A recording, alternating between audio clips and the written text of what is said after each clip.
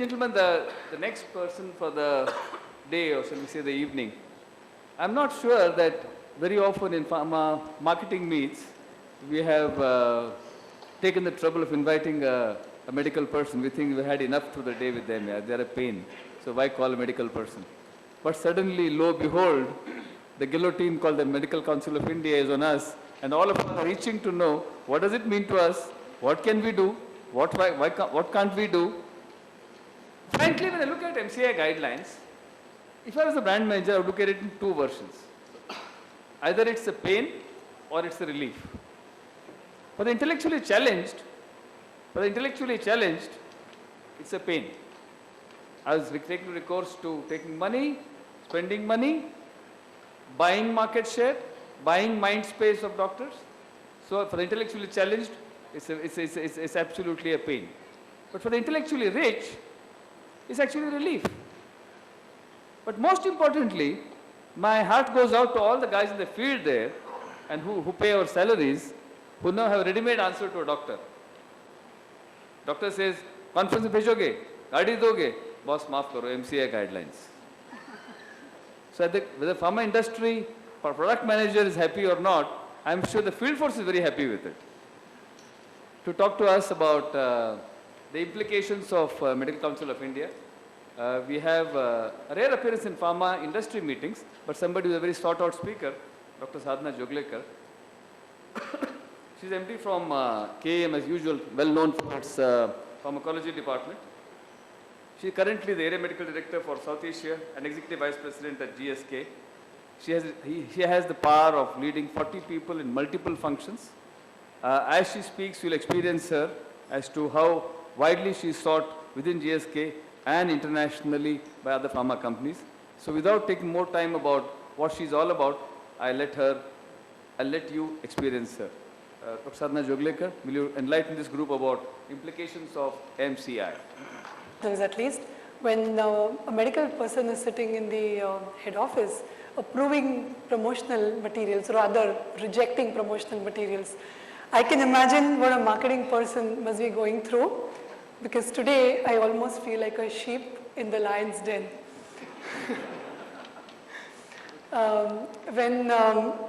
Ever since I received calls from Mr. Passy and several people who work in his team, requesting me to attend and speak at this meeting, I think I did take a lot of time. I mulled over it, and I said, what am I doing in a pharma marketing meet? But of course, you succeeded in getting me here. And ever since then, I think probably as a motivational tool, but I kept getting calls from Passy publications saying, you know what, their audience is growing by every passing day. You know what, they're all coming there to listen to you. You know what, they're very interested in the enlightening talk that you may give. Well, friends, I have news for you. I'm not exactly the author of MCI guidelines. And therefore, all I probably would land up doing in the next 10 or 15 minutes is to add on more confusion to what you're currently going through. Some dates in history are probably immortal. Talk about 26/11, talk about 9/11, talk about 26 July 2005, famous for its rains, and more so for me because my son's born on 26 July. So that was the day when we were to celebrate his birthday, and I get stuck in the office, not even managing to reach home that night. 24th Feb 2010, perhaps, as was referred to earlier, for the double ton that Sachin Tendulkar scored for the first time in the history of one-day internationals. But I think in the pharmaceutical world, one day that will go down in the history as the most memorable date, in all likelihood, would be the date 14/12 or 14 December 2009. And if you ask me why, that's why I'm here. The MCI made an amendment to its existing 2002 regulation. I don't know how many of you are aware of it, but I certainly am, because It kind of describes my duties and responsibilities and what I ought to be doing and what I ought not to be doing. So this regulation is called, I think, Professional Conduct, Etiquette and Ethics. It's a 2002 regulation, and MCI came up with an amendment on 10th of December. And like the rest of the things which take probably 2 years to be gazetted, within 4 days, so from 10th to 14th, on 14th of December it became a gazette notification. So no more were there guidelines, no more were they something that you can mull over, think and say, do I really want to follow it? They suddenly became gazette notification. When I chose this topic, implications of these amendments to business, I thought since I'm going to address the marketing guys, let me talk their lingo, numbers. If you ask me genuinely, if you were to follow this to the hill, follow every line of the MCI regulations, I think what are the implications to business? No-brainer really. Your A&P will go down significantly, your bottom line will soar, but your top line will plummet. I think many of us would lose our jobs because you don't need so many people, you won't need so many vendors, and you will save a lot of time that you currently spend in constantly thinking of innovative brand reminders, which is a cause of concern for the medical team, but a cause of innovation for the marketing team. Having said that, I actually have only 3 slides, and the rest of it could be interactive, or I could just share with you a couple of updates that I am privy to. But I didn't want to make slides on any of those. So just so that we are all on the same page, and then we could discuss and debate a couple of these issues. The amendment highlights were that no medical practitioner shall receive any gift from any pharmaceutical or allied healthcare industry or their salespeople. It actually goes on to describe salespeople or company representatives. Come to travel and hospitality. No medical practitioner shall accept any travel facility, and it's pretty explicit. Inside the country or outside, so no leeway is there. Goes on to even describe what mode of transport. So rail, air, ship, cruise, paid vacation. The only thing I couldn't see here was a bullock cart ride. For attending conferences, so forget the personal vacations, but over and above that, for attending conferences, seminars, workshops, CME programs, etc. That word I have not included, but it actually says etc., which could then open a Pandora's box. As a delegate, mind you, not as a speaker. No healthcare practitioner shall accept any hospitality, for example, hotel accommodation, again under any pretext.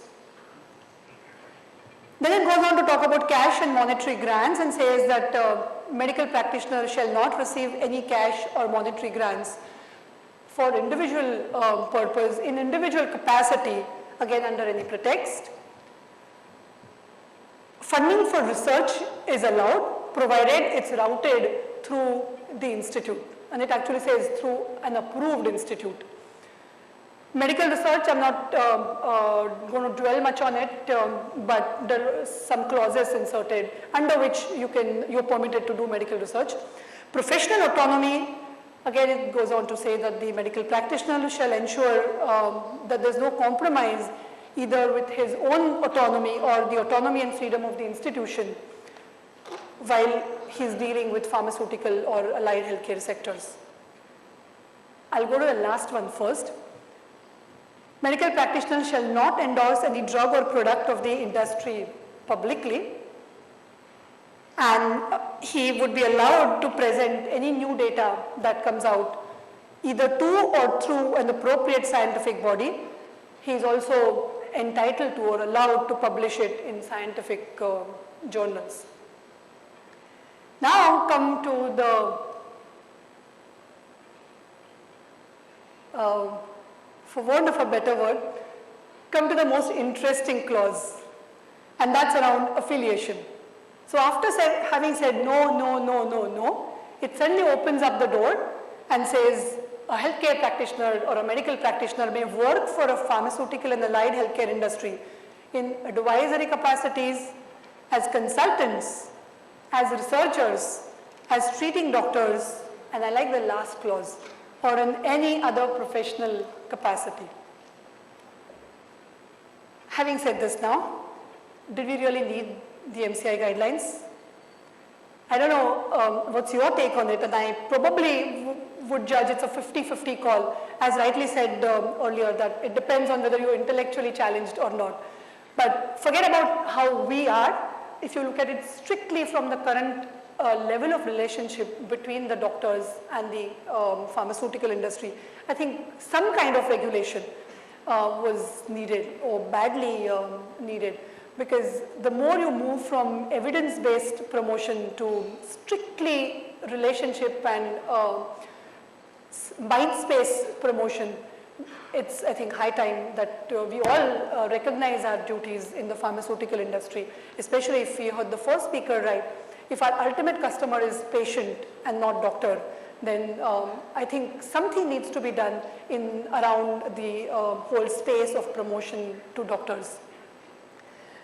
What's been the reaction of the industry and what's been the reaction of the doctors? I don't know how many of you have actually interacted with some of your KOLs, some of your doctors either directly or feedback from your sales teams.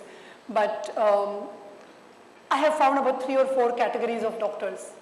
There are doctors who are ignorant. Now, I'll be careful. I don't know if they're ignorant or they claim to be ignorant, but they claim that they've never heard of these guidelines and they're really not aware of what this is all about. Then there is a set of doctors who are apprehensive and don't really know how this will pan out over a period of next couple of months. Then there is a set of doctors who just don't care.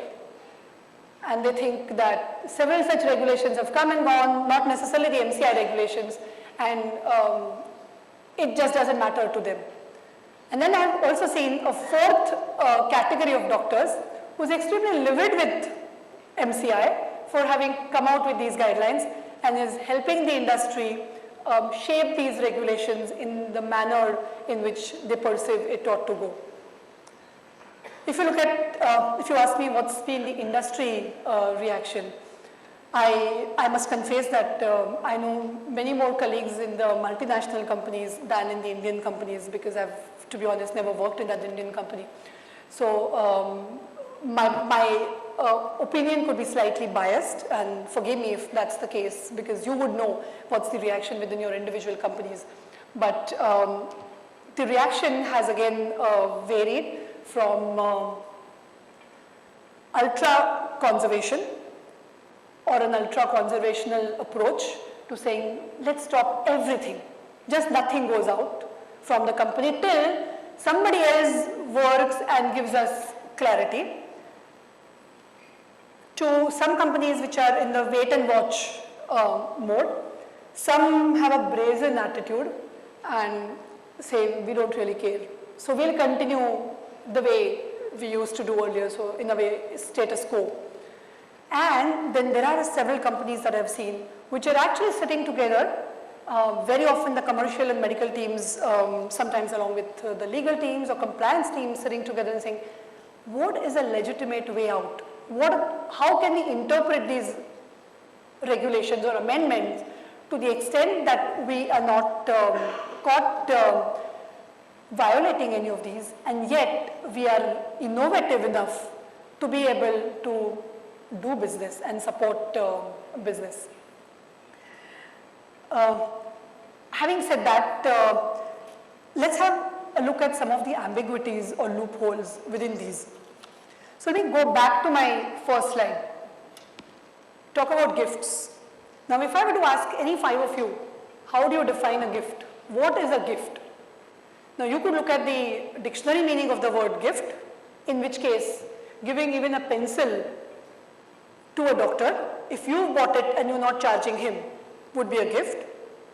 You look at your internal policies, internal guidance, and often you will find a different definition of gift, which would kind of define or bring in a monetary aspect to it and a cap to it. That's something which, in your opinion, does not or cannot change the prescribing habit of a doctor.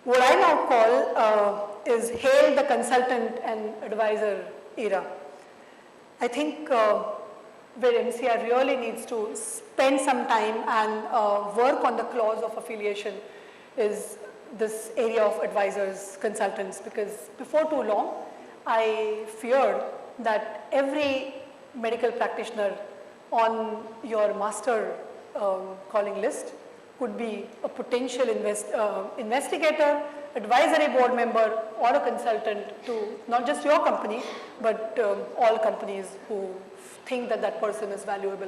And if that happens, then we will be following the amendments in letter, but to be honest, not in spirit. So it will actually defeat the very purpose of why MCI came out with these guidelines.